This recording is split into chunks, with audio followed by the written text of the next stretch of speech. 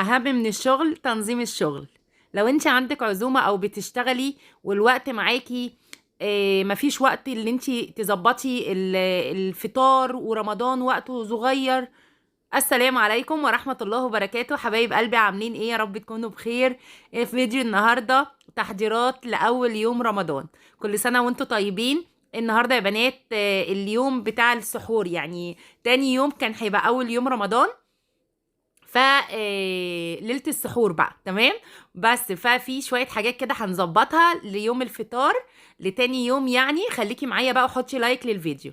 اول حاجه يا بنات، هنا عندي كوبايتين كركديه وكوبايتين سكر. حطيتهم كده طبعا، اشطف يعني اشطفي الكركديه الاول عشان بيبقى فيه تراب وكده.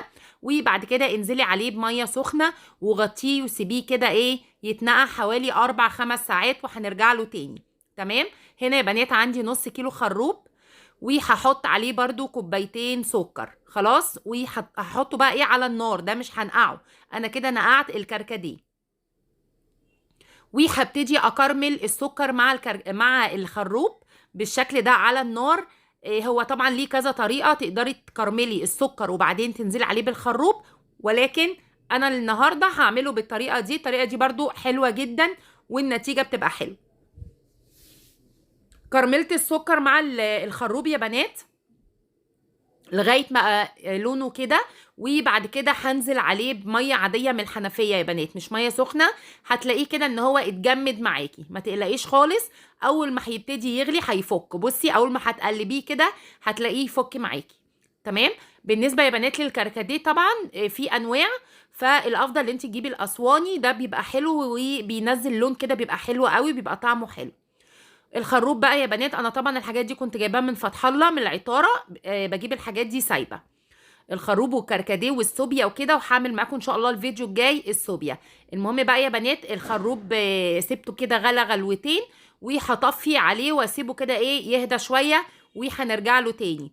طيب انا كده سبت الكركديه 4 ساعات او 5 ساعات، وهسيب الخروب علشان يهدى شويه. اقعد بقى استناهم؟ لا، يلا بقى. هنا يا بنات كنت جايبه كوسه وفلفل. هحضر محشي لاول يوم فطار. زي ما احنا عارفين او زي ما انتوا عارفين طبعا اللي متابعني من اول القناة، ان انا يوم المحشي ده يعني رمضان، مش رمضان في الايام العادية. انا بحب اظبطه كده واعمله واحطه في التلاجة، وتاني يوم يعني لو هنتغدى بيه او هنفطر بيه في رمضان بطلعه من التلاجة وبسويه تاني يوم. ما بحبش يعني نفس اليوم اللي هنتغدى فيه او نفطر فيه يكون محشي اعمله في نفس اليوم. انتوا فاهمين انا عايزه اقول ايه؟ فاهم حاجه اللي انت تظبطي طبعا. لو انت عندك عزومه، لو انت بتشتغلي، لو يعني انا بسمع ان في كتير بيقولوا احنا بنشتغل مفيش وقت الاكل المحشي ومفيش وقت العمال المحشي. لا، تقدري تعملي محشي وتقدري تعملي كل حاجه. يعني اهم حاجه اللي انت تظبطي وقتك، وزي ما بقولك كده كل حاجه تظبطيها كده من قبلها بيوم لو انت عايزه تاني يوم تاكلي اكله محشي. خلاص. مسكت الكوسه بقى يا بنات والفلفل، غسلتهم كويس قوي كده بميه وخل وبالفرشه بتاعه الخضار، وابتديت اقشر كده ايه اسمها ايه بالمقوار. عملت الكوسه من بره، وبعد كده ابتديت اقورها. تمام. بس القلب بقى بتاع الكوسه ده يا بنات انا مش برميه، علشان انا بعد كده بحطه في القاع بتاع الكوسه بتاع المحشي يعني. هنا يا بنات عندي بقى شبت وبقدونس وكزبره. انا خضره المحشي بستخدم ال3 حاجات دول، بقدونس وشبت وكزبره. غسلتهم كويس قوي كده بميه وخل، ونقعتهم وصفيتهم في مصفى، وبعد كده خرطتهم كده ايه بالمقص. تمام.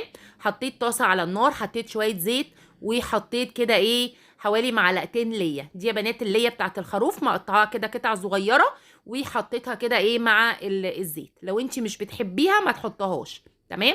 عندي بصلتين كبار يا بنات فرمتهم في الكبه، ونزلت بيهم على الماده الدهنيه بتاعتك، ويا دوب كده ايه هشوحها. ما نزلتش البصلتين كلهم، سبت كده ايه حته صغيره عشان إيه هحتاجها بعد كده. عندي يا بنات البصل خلاص اتشوح، حطيت معلقه فلفل اسود، ونزلت كده ايه بمعلقتين صلصه، الصلصه اللي هي العلب دي اللي هي البيور، وابتديت كده ايه اقلب. وبعد كده هنزل بكيس الصلصه ده اللي انا كنت مفرزاه معاكم. اللي ما شافش بقى فيديو التفريزات يروح يشوفه، وانا برضو هسيب فيديو التفريزات في صندوق الوصف. خلاص، بصوا الموضوع بيسهل علينا خالص. تفريز يعني لما بتفرزي اي حاجه، وكمان كنت مفرزه يا بنات كرنب، هطلعه برضو واعمله معاكم النهارده. فبصراحه التفريز ده بيوفر بقى وقفتك في المطبخ، فاهمين؟ بس تعالوا بقى هنا عشان الفيديو بيجري مني. حطيت معلقه فلفل اسود، معلقه ملح، معلقه كمون، معلقه كزبره، ومعلقه بابريكا. خلاص، هنا بعد ما الطماطم خلاص اتسبكت معايا مع البصله، وهطفي عليها. طفيت عليها يا بنات. كنت طبعا غاسله الرز مصفياه في مصفى. مهم جدا ان انت ما يبقاش فيه ميه، تكوني مصفياه كده في مصفى، ونزلته على التسبيكه بتاعتي. بصوا شمين الريحه بجد فظيعه. هبتدي بقى اقلبه كده. بصوا انا بحب اصلا الخلطه بتاعت المحشي يبقى لونها احمر كده. معلقتين الصلصه اللي حطيتهم في الاول هما يا بنات اللي بيعززوا اللون، وكمان كميه الصلصه اللي انت بتحطيها. خلاص، كميه الطماطم يعني اللي انت بتحطيها. قلبت الرز مع التسبيكه يا بنات، وبعد كده في الاخر خالص بحط الخضره. ما تحطيش الخضره على الطماطم عشان ما تتبلش، حطيها بعد ما تحطي الرز. وبعد كده يا بنات هنزل بحته البصله اللي هي المفرومه النيه دي اللي انا كنت سايباها. هحطها كده في الاخر. نفس البهارات اللي انا حطيتها في الاول هحطها، بس هحط حوالي نص معلقه كده ملح وفلفل اسود وكمون وكزبره. خلاص، وبابريكا. انا حطيت شويه شطه كمان يا بنات. وطبعا الشطه دي بتبقى اختياري، لو عندك اطفال ما تحطيش.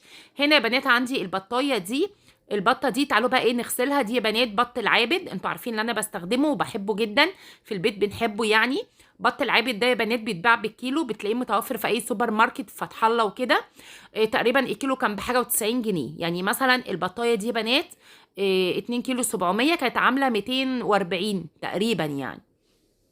مش متذكره الرقم قوي، ولكن هي وزنها 2 كيلو 700. خلاص، حطيت دي يا بنات، وحطيت ملح، وقطعت ليمون كده، وقعدت ادعك فيها. هي للامانه بتيجي كده زي الفل، ما فيهاش اي حاجه، ولكن انا بحب اعيد عليها كده في الغسيل طبعا.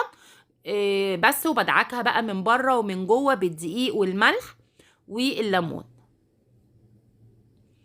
ونسيت اقول لك بقى، حطي لايك للفيديو، وانزلي اكتبي لي كومنت قمر كده. وبجد كل سنه وانتم طيبين، وشكرا بكل حد جديد اشترك في القناه، وشكرا لكومنتاتكم الجميله. ربنا يا رب يخليكم ليا.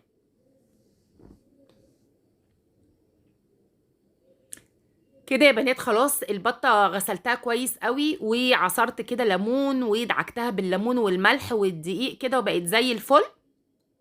هحط بقى عليها كده شويه جنزبيل، وهسيبها في المحلول ده كده حوالي ساعه، وهرجع لها تاني. تعالوا بقى يا بنات نعمل خلطة الفراخ. بصوا عندي بصلاية، طماطماية، ليمونة، قرن فلفل، كل ده مقطعاه قطع صغيرة وفي الخلاط، وعليها علبة زبادي. هحط يا بنات معلقة ملح، معلقة فلفل اسود، شطة، وتوم باودر، بهارات فراخ، وبابريكا، وبصل باودر. حطي بقى كل البهارات اللي انت بتحبيها. خلاص، من كل حاجة يا بنات حوالي معلقة.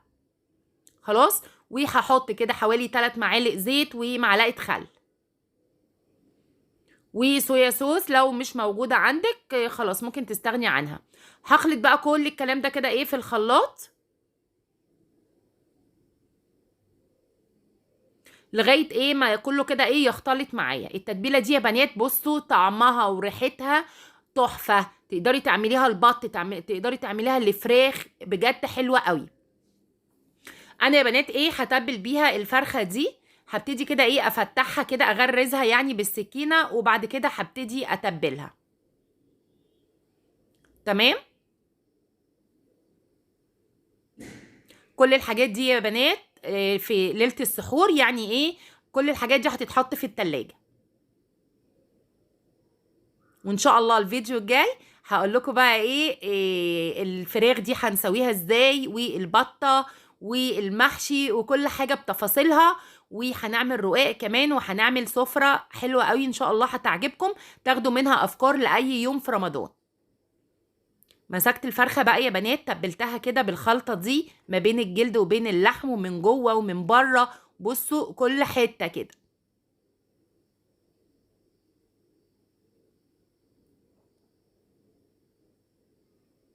وطبعا احنا عارفين ان احنا كل ما بنتبل الفراخ قبلها بيوم او البط او كده بيبقى النتيجة بتبقى حلوة قوي، لما بتيجي تسويها بقى تاني يوم بتبقى ايه، بتتشرب كده من الخلطة اللي انت عاملاها، من التتبيلة اللي انت عاملاها يعني. المهم بقى يا بنات هلفها كده، اللي فيها بقى بورق فويل بستريتش وحطيها في التلاجة على طول. تعالوا بقى هنا يا بنات، عندي مية كده من الحنفية، حطيت 3 معالق سكر، معلقتين ملح، وهدوبها كده. ايه ده اللي انا بعمله دي يا بنات؟ المحلول اللي هنقع فيه البطه لتاني يوم. انا خلاص غسلتها وحطها كده ايه في المحلول، ولكن ده محلول تاني خالص. حطيت عود قرفه، ليمونه لومي، وعصرت ليمون، وحطيت ورق لورا، وحطيت ليمون طرنشات كمان، وحطيت يا بنات قرنفل. خلاص حطيت كده ايه حوالي 6 وحدات كده قرنفل، وقلبت المحلول ده كده ايه كله مع بعض، وهغطس فيه البطايه بتاعتي. خلاص يبقى سكر وملح ولومي وليمون بالقشر بتاعه، وورق لورا وقرنفل، وهغطسها كده في الميه ولغايه ما الميه كده تغطيها خالص، وهحطها في التلاجة لتاني يوم. هنا يا بنات الخلطة بقى عندي سبتها هديت شوية كده، جبت بقى الحلة هحشي أول حاجة الكوسة والفلفل. هنا طبعا أنا بحب أحط في القاع بتاع الحلة المحشي اللي فيها الكوسة، بحط القلب بتاعها ورشيته كده بشوية ملح وفلفل، وهبتدي أحشي الكوسة والفلفل وأحطه كده إيه في أرصه في الحلة. خلاص عايزه اقول لكم الراعي الرسمي لاول يوم رمضان معظمنا عاملين محشي، اكيد محشي وبط. بس المهم بقى يا بنات إيه عملت اهو الكوسه وعملت الفلفل، وهغطيها بقى كده عشان ايه هحطها في التلاجة.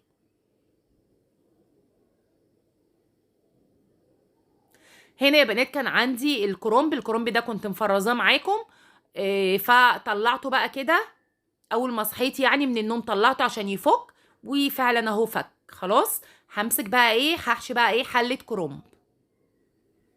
عايزه اقول لكم بجد التفريزات دي حاجه عظيمه يعني. بصوا انا طلعت كيس الصلصه، طلعت علبه الكرنب، بيبقى الموضوع سهل وحلو جدا. كذلك برضو لما بتبقي عامله مثلا يوم هتعملي فطار خضار، طلعي بقى كيس الطماطم مع كيس الخضار مع شوفي بقى كيس لحمه او اي حاجه، وبعد كده بيبقى الموضوع سهل جدا. كل حاجه تبقى موجوده عندك في التلاجة، طلعي واعملي على طول. بصوا بقى انا المحشي ده، بصوا قعدت الف كده وكنت ايه مش قادره، اخدت كل ده وقعدت في الارض. بس يا بنات قعدت بقى ايه لفتها كلها كده اهو. بصوا قعدت في الارض وبعدين ايه طلعت بقى ايه عشان اوريها لكم. فاضل بقى شويه رز، فقلت ايه يلا قرنين الفلفل دول هعملهم كده واحطهم ايه على وش المحشي.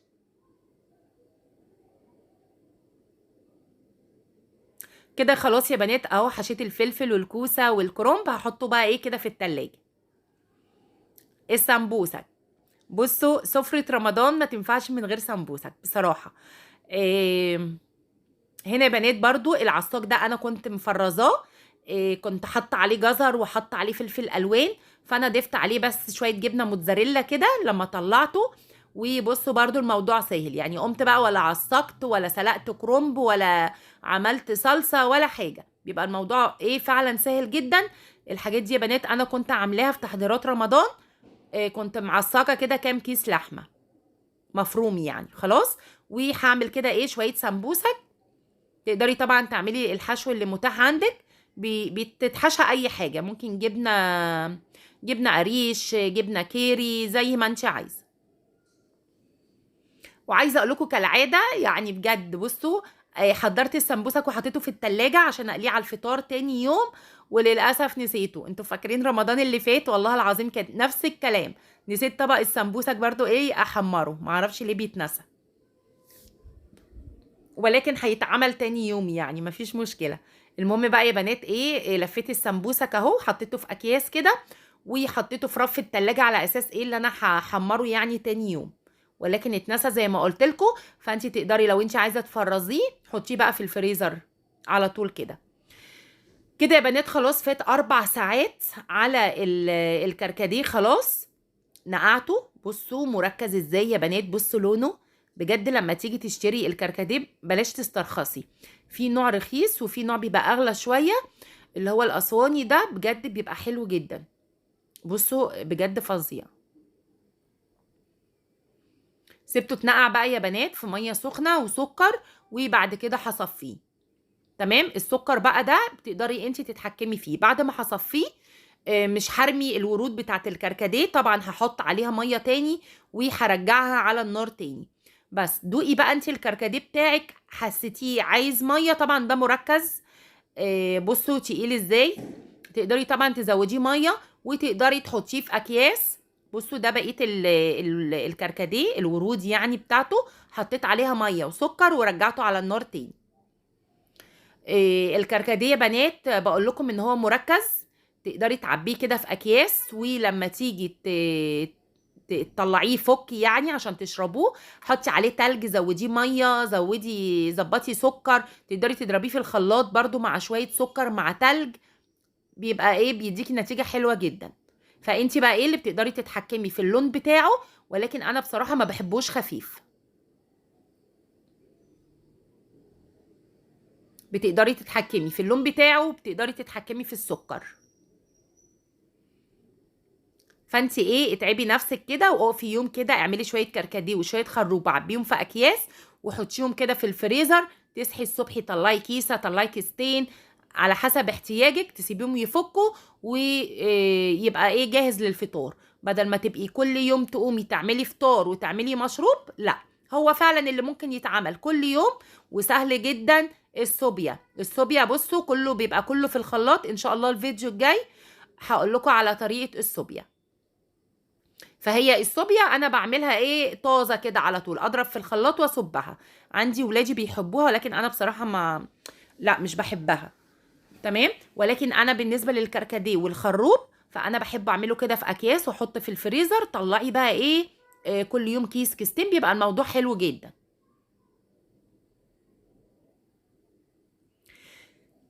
بس يا بنات بصوا طالعه ما شاء الله كميه كبيره جدا اهو، كركديه وخروب، بصوا شهيصتهم. هجيب لكم بقى التاني برضو صفيته اهو. وده الفيديو بتاع النهاردة، اتمنى ان هو يكون عجبكم. لو عجبك لايك واشتراك في القناة، لو مش مشتركة فعلي الجرس للكل علشان يوصل لك كل جديد. والسلام عليكم ورحمة الله وبركاته.